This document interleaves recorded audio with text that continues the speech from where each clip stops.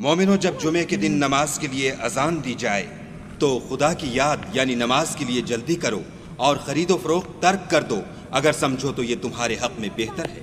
فَإِذَا قُضِيَتِ الصَّلَاةُ فَانتَشِرُوا فِي الْأَرْضِ وَابْتَغُوا مِن فَضْلِ اللَّهِ وَاذْكُرُوا اللَّهَ كَثِيرًا لَعَلَّكُمْ تُفْلِحُونَ۔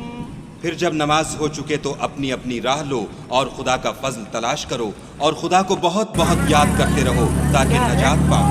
وَإِذَا رَأَوْا تِجَارَةً أَوْ لَهْوًا انفَضُّوا إِلَيْهَا وَتَرَكُوكَ قَائِمًا